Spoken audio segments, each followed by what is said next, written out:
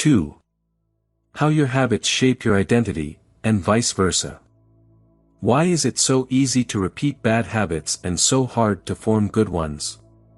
Few things can have a more powerful impact on your life than improving your daily habits. And yet it is likely that this time next year you'll be doing the same thing rather than something better. It often feels difficult to keep good habits going for more than a few days, even with sincere effort and the occasional burst of motivation. Habits like exercise, meditation, journaling, and cooking are reasonable for a day or two and then become a hassle. However, once your habits are established, they seem to stick around forever, especially the unwanted ones. Despite our best intentions, unhealthy habits like eating junk food, watching too much television, procrastinating, and smoking can feel impossible to break. Changing our habits is challenging for two reasons. 1, we try to change the wrong thing, and 2, we try to change our habits in the wrong way. In this chapter, I'll address the first point. In the chapters that follow, I'll answer the second. Our first mistake is that we try to change the wrong thing. To understand what I mean, consider that there are 3 levels at which change can occur. You can imagine them like the layers of an onion. 3 layers of behavior change. The first layer is changing your outcomes. This level is concerned with changing your results, losing weight, publishing a book, winning a championship. Most of the goals you set are associated with this level of change. The second layer is changing your process. This level is concerned with changing your habits and systems, implementing a new routine at the gym, decluttering your desk for better workflow, developing a meditation practice. Most of the habits you build are associated with this level. The third and deepest layer is changing your identity. This level is concerned with changing your beliefs, your worldview, your self-image, your judgments about yourself and others. Most of the beliefs, assumptions, and biases you hold are associated with this level. Outcomes are about what you get. Processes are about what you do. Identity is about what you believe. When it comes to building habits that last, when it comes to building a system of 1% improvements, the problem is not that one level is better or worse than another. All levels of change are useful in their own way. The problem is the direction of change. Many people begin the process of changing their habit by focusing on what they want to achieve. This leads us to outcome-based habits. The alternative is to build identity-based habits. With this approach, we start by focusing on who we wish to become. Imagine 2 people resisting a cigarette. When offered a smoke, the first person says, "No thanks. I'm trying to quit." It sounds like a reasonable response, but this person still believes they are a smoker who is trying to be something else. They are hoping their behavior will change while carrying around the same beliefs. The second person declines by saying, "No thanks. I'm not a smoker." It's a small difference, but this statement signals a shift in identity. Smoking was part of their former life, not their current one. They no longer identify as someone who smokes. Most people don't even consider identity change when they set out to improve. They just think, "I want to be skinny outcome, and if I stick to this diet, then I'll be skinny," process. They set goals and determine the actions they should take to achieve those goals without considering the beliefs that drive their actions. They never shift the way they look at themselves, and they don't realize that their old identity can sabotage their new plans for change. Behind every system of actions are a system of beliefs. The system of a democracy is founded on beliefs like freedom, majority rule, and social equality. The system of a dictatorship has a very different set of beliefs like absolute authority and strict obedience.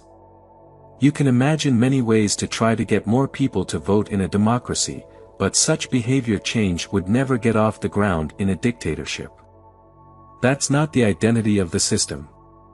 Voting is a behavior that is impossible under a certain set of beliefs. A similar pattern exists whether we are discussing individuals, organizations, or societies. There are a set of beliefs and assumptions that shape the system, an identity behind the habits. Behavior that is incongruent with the self will not last.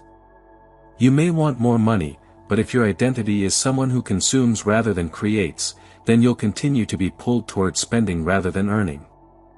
You may want better health, but if you continue to prioritize comfort over accomplishment, you'll be drawn to relaxing rather than training. It's hard to change your habits if you never change the underlying beliefs that led to your past behavior. You have a new goal and a new plan, but you haven't changed who you are. The story of Brian Clark, an entrepreneur from Boulder, Colorado, provides a good example. For as long as I can remember, I've chewed my fingernails, Clark told me.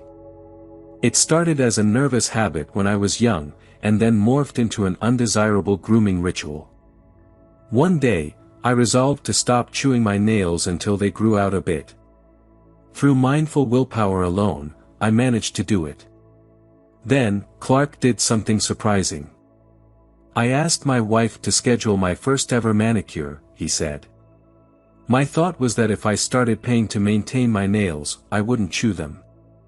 And it worked, but not for the monetary reason. What happened was the manicure made my fingers look really nice for the first time. The manicurist even said that, other than the chewing, I had really healthy, attractive nails. Suddenly, I was proud of my fingernails. And even though that's something I had never aspired to, it made all the difference. I've never chewed my nails since, not even a single close call. And it's because I now take pride in properly caring for them. The ultimate form of intrinsic motivation is when a habit becomes part of your identity. It's one thing to say I'm the type of person who wants this. It's something very different to say I'm the type of person who is this. The more pride you have in a particular aspect of your identity, the more motivated you will be to maintain the habits associated with it. If you're proud of how your hair looks, you'll develop all sorts of habits to care for and maintain it. If you're proud of the size of your biceps, you'll make sure you never skip an upper body workout. If you're proud of the scarves you knit, you'll be more likely to spend hours knitting each week. Once your pride gets involved, you'll fight tooth and nail to maintain your habits. True behavior change is identity change. You might start a habit because of motivation, but the only reason you'll stick with one is that it becomes part of your identity. Anyone can convince themselves to visit the gym or eat healthy once or twice, but if you don't shift the belief behind the behavior, then it is hard to stick with long-term changes. Improvements are only temporary until they become part of who you are. The goal is not to read a book, the goal is to become a reader. The goal is not to run a marathon, the goal is to become a runner. The goal is not to learn an instrument, the goal is to become a musician. Your behaviors are usually a reflection of your identity. What you do is an indication of the type of person you believe that you are, either consciously or non-consciously. Research has shown that once a person believes in a particular aspect of their identity, they are more likely to act in alignment with that belief. For example, people who identified as being a voter were more likely to vote than those who simply claimed voting was an action they wanted to perform. Similarly, the person who incorporates exercise into their identity doesn't have to convince themselves to train. Doing the right thing is easy. After all, when your behavior and your identity are fully aligned, you are no longer pursuing behavior change. You are simply acting like the type of person you already believe yourself to be. Like all aspects of habit formation, this, too, is a double-edged sword. When working for you, identity change can be a powerful force for self-improvement. When working against you, though, identity change can be a curse. Once you have adopted an identity, it can be easy to let your allegiance to it impact your ability to change. Many people walk through life in a cognitive slumber, blindly following the norms attached to their identity. I'm terrible with directions. I'm not a morning person. I'm bad at remembering people's names. I'm always late. I'm not good with technology. I'm horrible at math. And 1,000 other variations. When you have repeated a story to yourself for years, it is easy to slide into these mental grooves and accept them as a fact. In time, you begin to resist certain actions because, that's not who I am. There is internal pressure to maintain your self-image and behave in a way that is consistent with your beliefs. You find whatever way you can to avoid contradicting yourself. The more deeply a thought or action is tied to your identity, the more difficult it is to change it. It can feel comfortable to believe what your culture believes, group identity, or to do what upholds your self-image, personal identity, even if it's wrong. The biggest barrier to positive change at any level, individual, team, society, is identity conflict. Good habits can make rational sense, but if they conflict with your identity, you will fail to put them into action. On any given day, you may struggle with your habits because you're too busy or too tired or too overwhelmed or hundreds of other reasons. Over the long run, however, the real reason you fail to stick with habits is that your self-image gets in the way. This is why you can't get too attached to one version of your identity. Progress requires unlearning. Becoming the best version of yourself requires you to continuously edit your beliefs, and to upgrade and expand your identity. This brings us to an important question: if your beliefs and worldview play such an important role in your behavior, where do they come from in the first place? How, exactly, is your identity formed? And how can you emphasize new aspects of your identity that serve you and gradually erase the pieces that hinder you? The real reason habits matter. Identity change is the North Star of habit change. The remainder of this book will provide you with step-by-step instructions on how to build better habits in yourself, your family, your team, your company, and anywhere else you wish. But the true question is, are you becoming the type of person you want to become? The first step is not what or how, but who. You need to know who you want to be. Otherwise, your quest for change is like a boat without a rudder. And that's why we are starting here. You have the power to change your beliefs about yourself. Your identity is not set in stone. You have a choice in every moment. You can choose the identity you want to reinforce today with the habits you choose today. And this brings us to the deeper purpose of this book and the real reason habits matter. Building better habits isn't about littering your day with life hacks. It's not about flossing one tooth each night or taking a cold shower each morning or wearing the same outfit each day. It's not about achieving external measures of success like earning more money, losing weight, or reducing stress. Habits can help you achieve all of these things, but fundamentally they are not about having something. They are about becoming someone. Ultimately, your habits matter because they help you become the type of person you wish to be. They are the channel through which you develop your deepest beliefs about yourself. Quite literally, you become your habits. Chapter Summary. There are 3 levels of change: outcome change, process change, and identity change. The most effective way to change your habits is to focus not on what you want to achieve, but on who you wish to become. Your identity emerges out of your habits. Every action is a vote for the type of person you wish to become. Becoming the best version of yourself requires you to continuously edit your beliefs, and to upgrade and expand your identity. The real reason habits matter is not because they can get you better results, although they can do that, but because they can change your beliefs about yourself. The 2-step process to changing your identity. Your identity emerges out of your habits. You are not born with preset beliefs. Every belief, including those about yourself, is learned and conditioned through experience. More precisely, your habits are how you embody your identity. When you make your bed each day, you embody the identity of an organized person. When you write each day, you embody the identity of a creative person. When you train each day, you embody the identity of an athletic person. The more you repeat a behavior, the more you reinforce the identity associated with that behavior. In fact, the word identity was originally derived from the Latin words essentitas, which means being, and identitum, which means repeatedly. Your identity is literally your repeated beingness. Whatever your identity is right now, you only believe it because you have proof of it. If you go to church every Sunday for 20 years, you have evidence that you are religious. If you study biology for 1 hour every night, you have evidence that you are studious.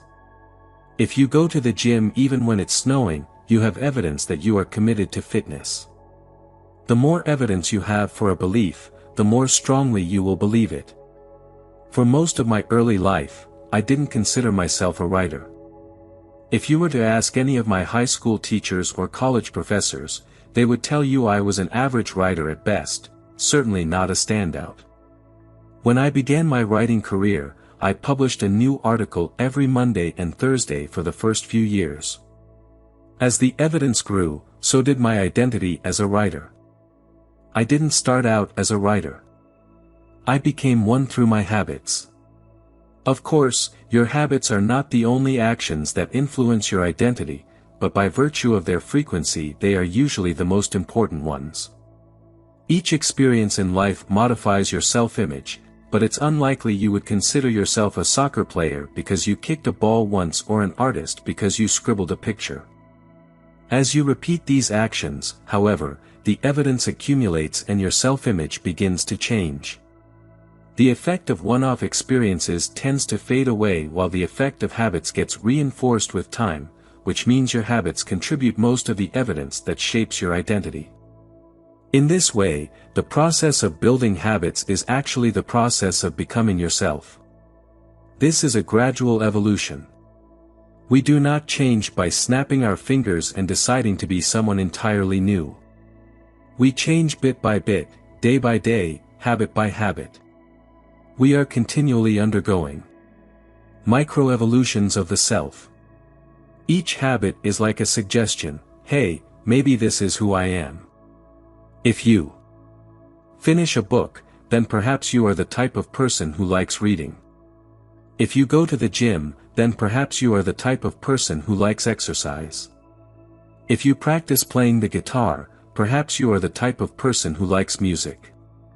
Every action you take is a vote for the type of person you wish to become. No single instance will transform your beliefs, but as the votes build up, so does the evidence of your new identity. This is one reason why meaningful change does not require radical change. Small habits can make a meaningful difference by providing evidence of a new identity. And if a change is meaningful, it actually is big. That's the paradox of making small improvements. Putting this all together, you can see that habits are the path to changing your identity. The most practical way to change who you are is to change what you do. Each time you write a page, you are a writer. Each time you practice the violin, you are a musician. Each time you start a workout, you are an athlete. Each time you encourage your employees, you are a leader. Each habit not only gets results but also teaches you something far more important, to trust yourself. You start to believe you can actually accomplish these things. When the votes mount up and the evidence begins to change, the story you tell yourself begins to change as well. Of course, it works the opposite way, too. Every time you choose to perform a bad habit, it's a vote for that identity. The good news is that you don't need to be perfect. In any election, there are going to be votes for both sides. You don't need a unanimous vote to win an election, you just need a majority. It doesn't matter if you cast a few votes for a bad behavior or an unproductive habit. Your goal is simply to win the majority of the time. New identities require new evidence. If you keep casting the same votes you've always cast, you're going to get the same results you've always had. If nothing changes, nothing is going to change. It is a simple two-step process. 1. Decide the type of person you want to be. 2. Prove it to yourself with small wins. First, Decide who you want to be. This holds at any level, as an individual, as a team, as a community, as a nation. What do you want to stand for? What are your principles and values? Who do you wish to become? These are big questions, and many people aren't sure where to begin, but they do know what kind of results they want, to get six-pack abs or to feel less anxious or to double their salary. That's fine. Start there and work backward from the results you want to the type of person who could get those results. Ask yourself, who is the type of person that could get the outcome I want? Who is the type of person that could lose 40 pounds? Who is the type of person that could learn a new language? Who is the type of person that could run a successful startup? For example, who is the type of person who could write a book? It's probably someone who is consistent and reliable. Now your focus shifts from writing a book, outcome-based, to being the type of person who is consistent and reliable, identity-based. This process can lead to beliefs like, I'm the kind of teacher who stands up for her students. I'm the kind of doctor who gives each patient the time and empathy they need. I'm the kind of manager who advocates for her employees.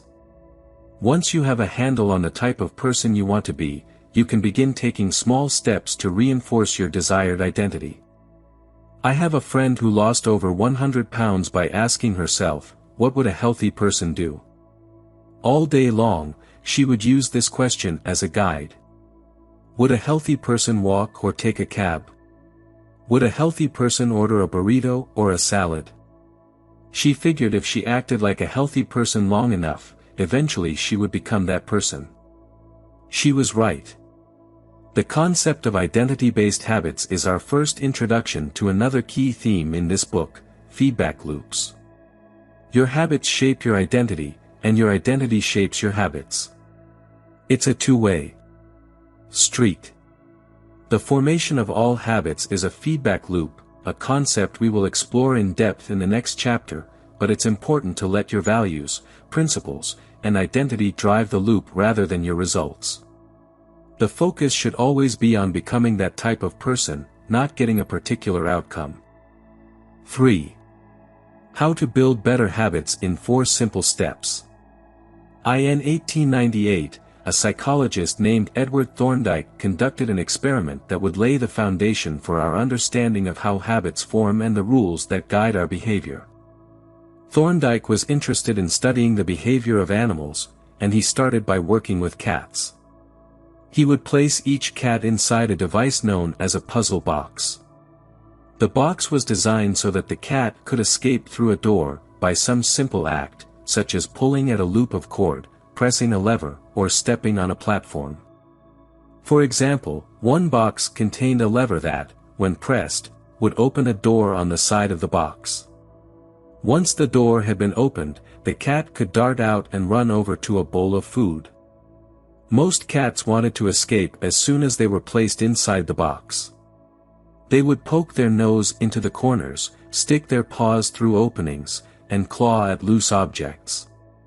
After a few minutes of exploration, the cats would happen to press the magical lever, the door would open, and they would escape. Thorndike tracked the behavior of each cat across many trials. In the beginning, the animals moved around the box at random. But as soon as the lever had been pressed and the door opened, the process of learning began.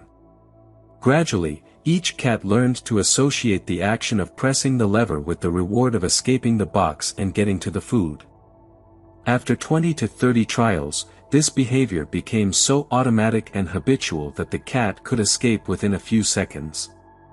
For example, Thorndike noted, Cat 12 took the following times to perform the act: 160 seconds, 30 seconds, 90 seconds, 60, 15, 28, 20, 30, 22, 11, 15, 20. 12, 10, 14, 10, 8, 8, 5, 10, 8, 6, 6, 7. During the first 3 trials, the cat escaped in an average of 1.5 minutes. During the last 3 trials, it escaped in an average of 6.3 seconds. With practice, each cat made fewer errors and their actions became quicker and more automatic. Rather than repeat the same mistakes, the cat began to cut straight to the solution. From his studies, Thorndike described the learning process by stating, behaviors followed by satisfying consequences tend to be repeated and those that produce unpleasant consequences are less likely to be repeated. His work provides the perfect starting point for discussing how habits form in our own lives. It also provides answers to some fundamental questions like, what are habits? And why does the brain bother building them at all? Why your brain builds habits. A habit is a behavior that has been repeated enough times to become automatic. The process of habit formation begins with trial and error. Whenever you encounter a new situation in life, your brain has to make a decision. How do I respond to this? The first time you come across a problem, you're not sure how to solve it. Like Thorndike's cat, you're just trying things out to see what works. Neurological activity in the brain is high during this period. You are carefully analyzing the situation and making conscious decisions about how to act. You're taking in tons of new information and trying to make sense of it all. The brain is busy learning the most effective course of action. Occasionally, like a cat pressing on a lever, you stumble across a solution. You're feeling anxious, and you discover that going for a run calms you down. You're mentally exhausted from a long day of work, and you learn that playing video games relaxes you. You're exploring, and then, bam, a reward. After you stumble upon an unexpected reward, you alter your strategy for next time. Your brain immediately begins to catalog the events that preceded the reward. Wait a minute, that felt good. What did I do right before that? This is the feedback loop behind all human behavior: try, fail, learn, try differently. With practice, the useless movements fade away and the useful actions get reinforced. That's a habit forming. Whenever you face a problem repeatedly, your brain begins to automate the process of solving it. Your habits are just a series of automatic solutions that solve the problems and stresses you face regularly. As behavioral scientist Jason Rea writes, habits are, simply, reliable solutions to recurring problems in our environment. As habits are created, the level of activity in the brain decreases. You learn to lock in on the cues that predict success and tune out everything else. When a similar situation arises in the future, you know exactly what to look for. There is no longer a need to analyze every angle of a situation. Your brain skips the process of trial and error and creates a mental rule: if this, then that. These cognitive scripts can be followed automatically whenever the situation is appropriate. Now, whenever you feel stressed, you get the itch to run.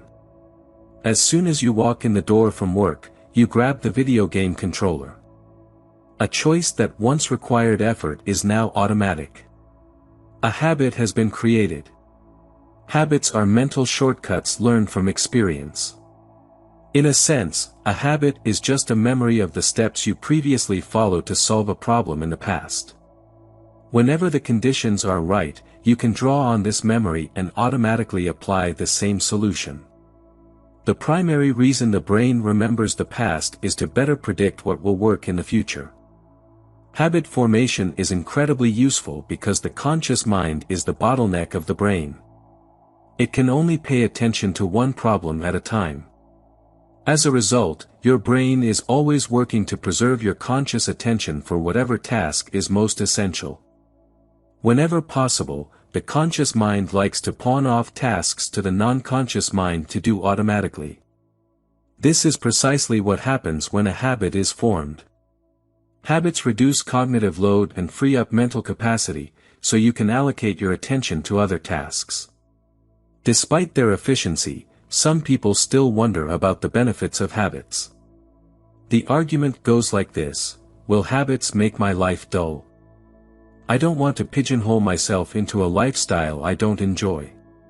Doesn't so much routine take away the vibrancy and spontaneity of life? Hardly. Such questions set up a false dichotomy. They make you think that you have to choose between building habits and attaining freedom. In reality, the two complement each other. Habits do not restrict freedom. They create it. In fact, the people who don't have their habits handled are often the ones with the least amount of freedom. Without good financial habits, you will always be struggling for the next dollar. Without good health habits, you will always seem to be short on energy. Without good learning habits, you will always feel like you're behind the curve. If you're always being forced to make decisions about simple tasks, when should I work out, where do I go to write, when do I pay the bills, then you have less time for freedom.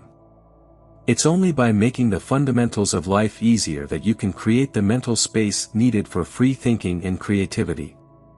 Conversely, when you have your habits dialed in and the basics of life are handled and done, your mind is free to focus on new challenges and master the next set of problems. Building habits in the present allows you to do more of what you want in the future.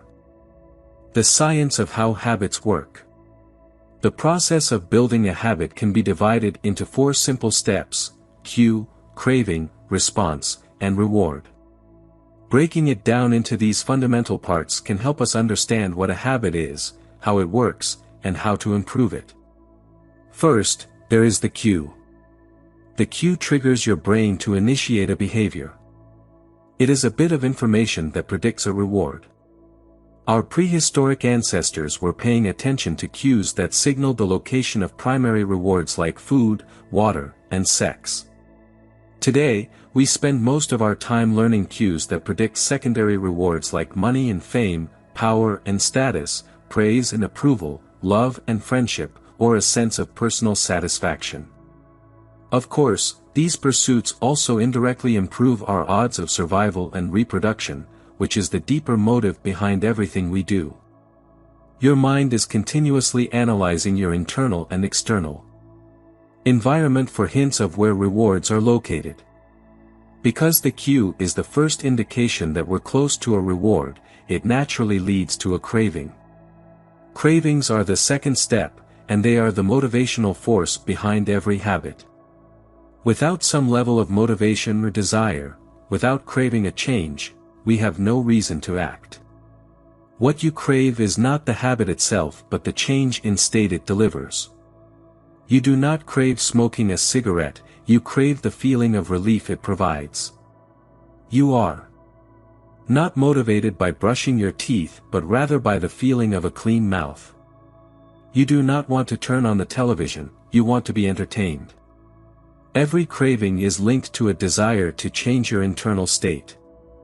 This is an important point that we will discuss in detail later. Cravings differ from person to person.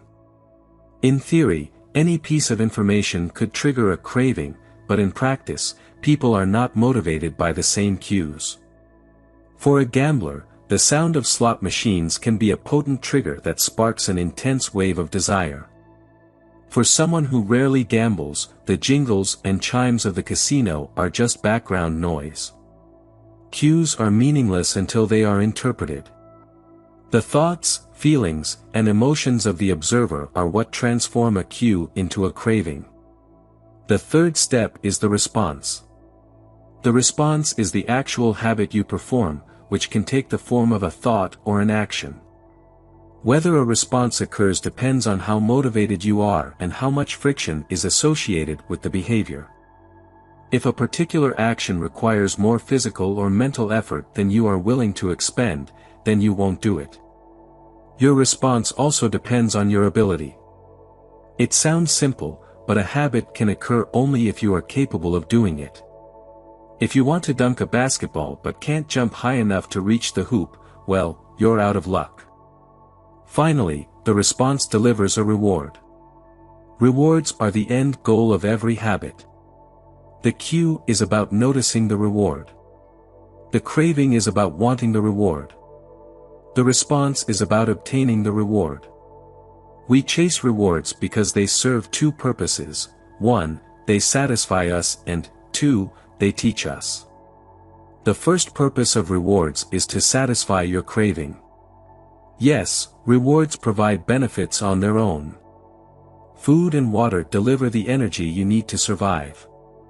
Getting a promotion brings more money and respect. Getting in shape improves your health and your dating prospects. But the more immediate benefit is that rewards satisfy your craving to eat or to gain status or to win approval.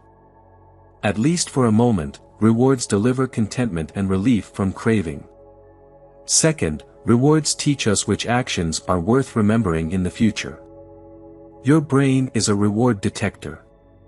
As you go about your life, your sensory nervous system is continuously monitoring which actions satisfy your desires and deliver pleasure.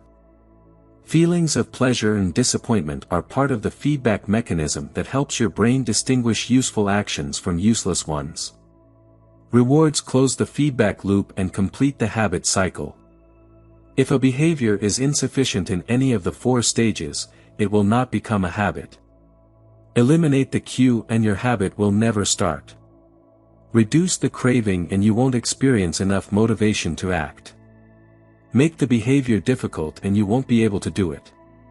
And if the reward fails to satisfy your desire, then you'll have no reason to do it again in the future. Without the first 3 steps, a behavior will not occur. Without all 4, a behavior will not be repeated. The habit loop.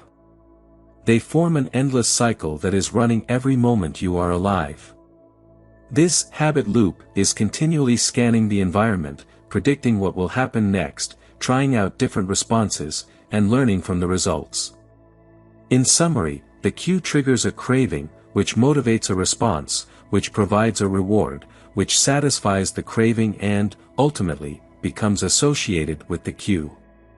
Together, these 4 steps form a neurological feedback loop: cue, craving, response, reward, cue, craving, response, reward, that ultimately allows you to create automatic habits.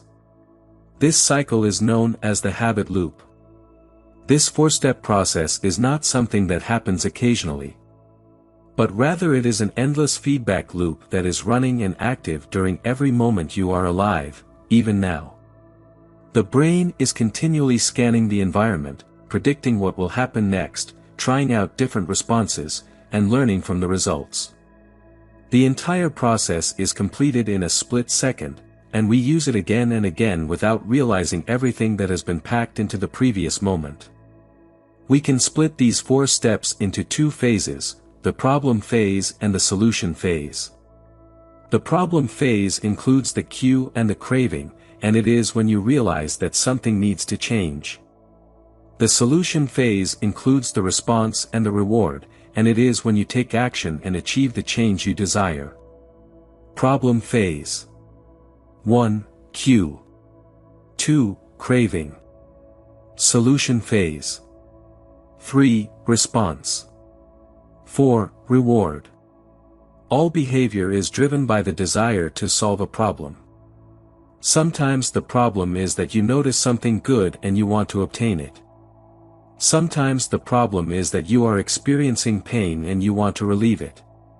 Either way, the purpose of every habit is to solve the problems you face. In the table on the following page, you can see a few examples of what this looks like in real life. Imagine walking into a dark room and flipping on the light switch. You have performed this simple habit so many times that it occurs without thinking. You proceed through all 4 stages in the fraction of a second. The urge to act strikes you without thinking. Problem phase. 1. Cue. Your phone buzzes with a new text message. 2. Craving. You want to learn the contents of the message. Solution phase. 3. Response. You grab your phone and read the text. 4. Reward. You satisfy your craving to read the message. Grabbing your phone becomes associated with your phone buzzing. Problem phase. 1. Cue. You are answering emails. 2. Craving. you begin to feel stressed and overwhelmed by work. You want to feel in control. Solution phase. 3. Response, you bite your nails. 4. Reward, you satisfy your craving to reduce stress. Biting your nails becomes associated with answering email.